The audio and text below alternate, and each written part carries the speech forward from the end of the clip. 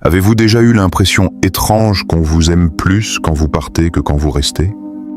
Comme si votre absence valait plus que votre présence, comme si votre silence avait plus de poids que tous vos mots. Ce genre de lien, vous l'avez peut-être connu sans jamais pouvoir lui donner un nom. Une attirance intense, presque irréelle, qui surgit dans l'espace laissé vide par vous. Mais que se passe-t-il exactement dans l'esprit de quelqu'un lorsqu'on se retire?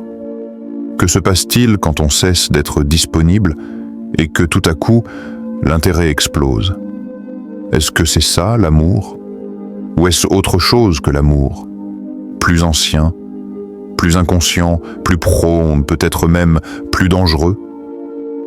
Ce que vous êtes sur le point de découvrir va au-delà des jeux de pouvoir ou des conseils de séduction. Ce n'est pas une stratégie. C'est une plongée dans l'invisible, dans ce qui se joue entre deux êtres avant même les mots, avant même les intentions. Car parfois, ce qu'on prend pour de la passion n'est que le reflet d'une absence. Et ce qu'on appelle amour n'est qu'une projection soigneusement tissée sur une silhouette floue. Alors restons là un instant, dans cet espace incertain où le désir naît, dans cet entre-deux mystérieux où vous cessez d'être un « vous » pour devenir un écran sur lequel l'autre commence à rêver. Il y a des présences qui nous éblouissent et d'autres qui nous hantent. Mais parmi toutes les émotions qu'un être humain peut provoquer, il y en a une que peu savent nommer. Ce magnétisme étrange qu'on ressent lorsque l'autre se dérobe. Ce fil tendu entre deux silences, ce désir amplifié par l'éloignement. On croit parfois que c'est l'amour. Mais si c'était autre chose, imagine un instant, quelqu'un vous regarde, intensément, avec cette lumière dans les yeux qu'on ne voit qu'au début. Il dit « vous admirez », il dit que vous êtes différente. Il le répète, presque comme un mantra. Et puis, avec le temps, cette lumière s'atténue comme une flamme qui vacille. Vous êtes toujours là, peut-être même plus présente, plus vraie, mais lui, il recule. Il semble soudain voir autre chose, ou peut-être ne plus rien voir du tout. Et là, quelque chose se fissure en vous. Vous vous demandez « Qu'est-ce que j'ai fait? Pourquoi m'aimait-il davantage quand je n'étais pas totalement là? Pourquoi cette intensité a-t-elle grandi dans ma distance, puis fané dans ma proximité ?» Ce genre de dynamique ne s'apprend pas dans les livres, elle se vit. Elle laisse des traces profondes, parfois invisibles, dans le cœur de celles qui l'ont expérimenté. Ce n'est pas un jeu, ce n'est pas une manipulation, c'est un phénomène ancien, subtil, presque mystique, qui se produit quand vous vous éloignez, volontairement ou non, et que soudain, votre absence devient un écran sur lequel l'autre projette ses propres désirs. Car c'est souvent ce qu'il voit en vous lorsqu'il vous idéalise. Une image, un rêve, une idée. Pas nécessairement votre vérité, pas votre fatigue, vos blessures, vos hésitations, vos contradictions. Seulement ce qu'il veut voir, ce qu'il a besoin de voir. Et plus vous êtes discrète, plus vous devenez vaste. Plus vous vous effacez, plus vous devenez mystérieuse. C'est dans cet espace non rempli que quelque chose naît en lui. Un besoin, une intensité, une quête. Il vous cherche, mais il cherche peut-être autre chose à travers vous. Quelque chose qui lui échappe depuis longtemps. Avez-vous déjà remarqué à quel point certains hommes semblent s'enflammer lorsque vous êtes lointaine, mais se refroidissent lorsque vous ouvrez vraiment la porte? Comme si la vérité, votre vérité, faisait fuir ce qu'ils croyaient désirer. Ce n'est pas que vous soyez trop ou pas assez, c'est que leur regard n'était jamais vraiment posé sur vous. Dans ce théâtre silencieux, vous devenez l'actrice d'un scénario qu'on n'a pas écrit avec vous. Vous êtes présente, mais pas vraiment vue. Vous êtes admirée, mais pas forcément reconnue. Vous devenez précieuse, non pas parce que vous êtes vous, mais parce que vous n'êtes pas là. Et il y a dans cette sensation quelque chose de profondément déroutant.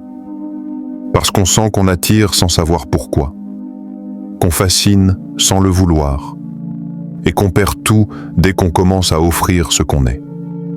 Alors on apprend, doucement, à se retirer, à se taire un peu plus, à apparaître comme une énigme. Non pas pour manipuler, mais pour ne pas être effacé dans la clarté. Parce qu'on a compris que notre mystère, parfois, est ce qui protège notre vérité. Et peut-être que sans s'en rendre compte, on entre dans une danse étrange, un bal secret où la distance devient la musique du désir. Il y a quelque chose que l'on n'ose pas toujours avouer à soi-même. Ce frisson étrange que l'on ressent face à quelqu'un qui ne nous accorde que peu d'attention. Comme si, malgré toute la logique que l'on essaye de garder, l'esprit s'échauffe davantage quand il n'a rien à quoi se raccrocher. Une réponse qui tarde, un regard évité, une absence prolongée. Et voilà que l'intérêt grimpe sans raison apparente. Pourquoi ? Le cœur humain a ses paradoxes, mais l'esprit, lui, a des réflexes plus anciens qu'on ne l'imagine. Face à l'indisponible, l'inconscient active quelque chose de très primitif. Une urgence, une impulsion. Comme si ce qui nous échappe avait soudain une valeur supérieure. Pas parce que c'est mieux, mais simplement parce que c'est loin. C'est ainsi que l'on en vient à désirer une personne non pas pour ce qu'elle offre, mais pour ce qu'elle retient. Et plus elle semble s'éloigner, plus on y projette des qualités, des promesses, des vertus qu'on ne vérifiera jamais. La distance devient fertile. Elle laisse place à toutes les imaginations. Elle fait pousser des espoirs là où il n'y avait peut-être que du vide. Imagine deux personnes. L'une est là, douce, attentive, souple. Elle répond, elle comprend, elle tend la main. L'autre est imprévisible, fuyante, parfois froide. Elle surgit puis disparaît. Et malgré toi, c'est vers elle que ton esprit retourne, encore et encore. Non pas parce qu'elle t'apporte plus, mais parce qu'elle est moins accessible. Cette logique n'est pas rationnelle, et pourtant, elle agit. Elle déforme la perception. Elle fait de l'absence une qualité, de l'indifférence un mystère, de la rareté une preuve de valeur. Et c'est là que quelque chose se tord. Car ce qui te touche n'est peut-être pas l'autre. C'est le manque qu'il provoque en toi. Dans ces moments-là, on ne cherche pas forcément une personne. On cherche à remplir un espace, une tension, un vide. Et tant que ce vide persiste, l'attraction se nourrit. Mais dès qu'il se comble, dès que la personne se montre pleinement, sans filtre ni distance, l'intensité peut chuter brutalement. Comme si l'envie n'était jamais née de la rencontre, mais de la poursuite. C'est un processus que peu identifient clairement, parce qu'il est discret. Il s'insinue. Il s'installe dans le silence entre deux messages, dans le flou d'un regard qui évite, dans le mystère d'un comportement incohérent. Et plus on tente de comprendre, plus on s'attache. Il est difficile d'admettre que ce que l'on désire n'est pas forcément ce qui est bon pour soi. Que parfois, l'on confond l'amour avec une forme d'obsession déclenchée par le manque. On croit vouloir la personne. En réalité, on veut l'effet qu'elle crée en nous. Et il faut une lucidité particulière pour reconnaître cela. Car l'ego n'aime pas cette idée. Il préfère croire à une connexion rare, à une compatibilité d'âme, plutôt qu'à une programmation inconsciente. Il préfère la poésie à la psychologie. Mais en regardant honnêtement, on peut parfois voir le fil. Celui qui relie l'indifférence à l'attachement, la froideur à la fascination. Et ce fil, si l'on n'en prend pas conscience, peut nous mener à des relations où l'on court après des ombres, où l'on s'épuise à mériter un regard, où l'on se perd à vouloir être choisi. Peut-être que ce n'est pas l'amour qui grandit dans l'éloignement. Peut-être que c'est juste l'imagination qui se déchaîne. Et dans cet écart entre le réel et ce que l'on projette naît une illusion puissante, mais souvent éphémère. Certains regards ne se contentent pas de traverser la peau. Ils semblent voir plus loin, plus profond.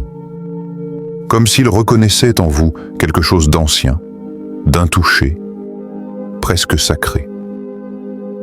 Et dans ces moments-là, il ne s'agit plus de simple attirance.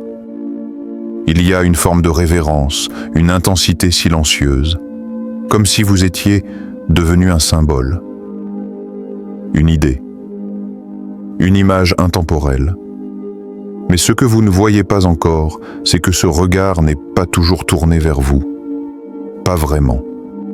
Il contemple quelque chose qu'il a porté toute sa vie, sans le savoir. Une figure intérieure. Une silhouette construite depuis l'enfance. Une attente enfouie. Et lorsque vous entrez dans sa vie avec votre retenue, votre calme, vos silences, vous l'éveillez. Vous devenez la gardienne d'un mythe, l'inaccessible, la mystérieuse, celle qui incarne l'espoir d'une transformation invisible. Vous ne parlez pas forcément plus, vous ne vous montrez pas davantage. Mais dans cette discrétion, vous touchez une corde qui n'avait jamais vibré. Et cette corde n'a rien de rationnel. Elle appartient à une mémoire plus vaste, collective, ancestrale. Dans la psyché de certains hommes vit une figure. Une femme qu'ils n'ont jamais rencontrée, mais qu'ils ont toujours cherchée. Une sorte de muse lointaine, de vierge silencieuse, de présence pure. Et plus vous êtes loin, plus vous incarnez cette forme. Plus vous êtes flou, plus vous devenez parfaite. Ce n'est pas vous qu'il voit, c'est ce qu'il a attendu depuis toujours. Il entre alors dans un état second. Comme un rêve éveillé, vous devenez la promesse d'un changement intérieur. Il vous parle comme s'il vous avait connu avant de vous rencontrer. Il vous place au centre d'un récit sacré qu'il ne comprend pas lui-même. Il sent que quelque chose se joue. Il ne sait pas quoi. Mais il est prêt à tout perdre pour vous atteindre. Et pourtant, ce n'est pas vous qu'il poursuit. C'est une version de lui-même. Une part de lui oubliée, projetée sur votre visage. Il ne cherche pas la relation, il cherche la révélation. Et dans cette quête, vous devenez l'autel, la porte, le mystère. Il vous sacralise, il vous élève, mais il ne vous voit pas. Il ne voit pas vos doutes, vos contradictions, vos colères. Il ne perçoit pas vos nuances. Il ne comprend pas vos silences. Il vous veut parfaite, car son mythe ne supporte pas les fissures. Et le jour où vous vous approchez, où vous devenez humaine, il recule. Car l'archétype ne supporte pas la réalité. Il voulait toucher le ciel. Vous lui tendez la main. Et cela le déroute. Car ce n'était pas ce qu'il cherchait vraiment. Ce n'était pas vous, c'était lui, dans une version idéalisée, rêvée, presque divine, qu'il a projetée sur vous pour se sentir complet. Mais combien de fois peut-on être le miroir d'une histoire qui n'est pas la nôtre? Combien de fois peut-on porter sur soi les attentes spirituelles d'un autre sans s'y perdre? Ce que vous incarnez dans ces moments-là dépasse souvent votre propre conscience. Vous devenez un mythe ambulant, une image vivante, un rêve qui marche. Et pourtant, vous, dans votre silence, vous continuez simplement d'être. Sans comprendre pourquoi on vous adore, ni pourquoi cette adoration s'effondre aussi vite qu'elle est née. Peut-être parce que le mythe, une fois atteint, cesse d'exister. Et vous, vous êtes resté réel. Il y a des hommes qui s'attachent à vous comme à une urgence. Leur regard vous cherche sans arrêt. Leur voix tremble à l'idée de vous perdre. Et au début, on pourrait presque y croire. On se dit, il m'aime fort, il m'aime vrai. Mais très vite, ça serre. Ça presse, ça demande, trop. Comme s'il ne vous aimait pas pour ce que vous êtes, mais pour ce qu'il n'a jamais eu, et c'est là que quelque chose se réveille en vous. Une sensation étrange, floue, difficile à formuler. Ce n'est pas de l'amour que vous recevez. C'est un besoin, brut, ancien, lourd, quelque chose qui ne vous concerne pas vraiment, une faille qu'on essaie de réparer à travers vous. Ce genre d'homme ne tombe pas amoureux de vous. Ils tombent amoureux de ce que votre retrait déclenche en eux, l'abandon. L'exacte blessure qu'ils ont vécue, parfois très jeunes, peut-être avec une mère trop absente, ou trop présente mais instable. Peut-être avec une figure féminine qu'ils ont adorée sans jamais la sentir vraiment proche. Et vous, sans le vouloir, vous réveillez cette cicatrice. Il ne vous désire pas. Il désire que la douleur cesse. Il veut que pour une fois, la femme qu'il idéalise ne parte pas. Que le scénario change. Que la blessure se referme. Mais il ne sait pas qu'en vous poursuivant, il cherche exactement la même situation qu'il a déjà fait souffrir. Comme si son inconscient criait « Peut-être qu'en revivant ça, je vais enfin le guérir ». C'est là que naît la confusion. Il vous appelle sa lumière. Il dit que vous le sauvez. Il parle de renaissance, de destin, de liens sacrés. Mais en réalité, il vous utilise, inconsciemment, pour tenter de changer une mémoire ancienne. Il vous sert fort parce qu'il sert en vous une version de lui-même qui a été abandonnée. Et c'est là que le piège devient cruel. Parce que dans cette relation, vous ne pouvez jamais être aimé pour ce que vous êtes. Vous devenez une fonction, une solution temporaire, une réponse émotionnelle à une blessure qui ne vous appartient pas. Il dit qu'il ne peut pas vivre sans vous. Mais ce n'est pas vous. C'est l'apaisement que votre distance crée. Il vous court après parce que vous lui échappez comme l'amour de son enfance. Et s'il vous rattrape, s'il vous tient enfin dans ses bras, tout peut basculer. Vous devenez réel et la magie se brise.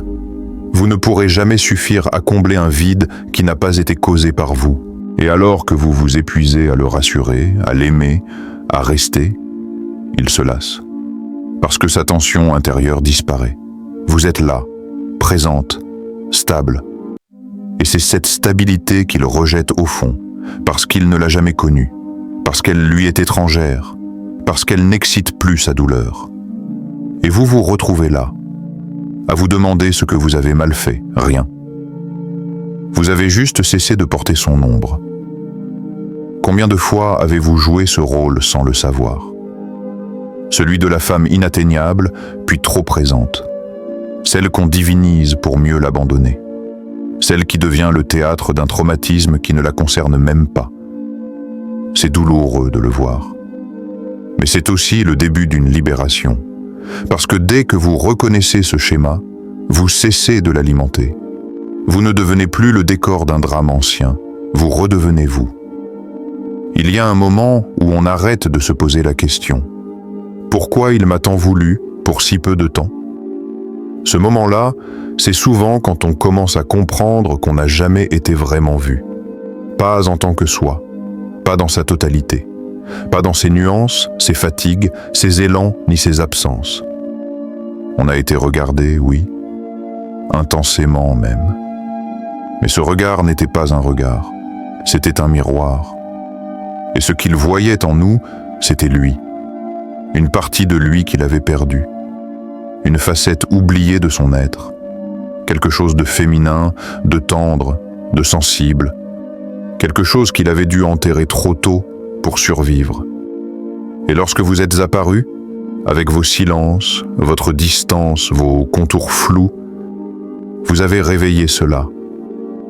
Sans le vouloir, juste en étant là. Vous n'étiez pas la destination. Vous étiez le passage, l'écran sur lequel il projetait sa quête intérieure. Et plus vous vous retiriez, plus vous deveniez parfaite pour ce rôle. Parce que dans votre retrait, il pouvait voir en grand. Il pouvait fantasmer, idéaliser, explorer sans contrainte. Ce n'était pas de l'amour, c'était de l'intégration psychique déguisée. Et vous, dans cette équation, que deveniez-vous? Un déclencheur, une énigme, un révélateur.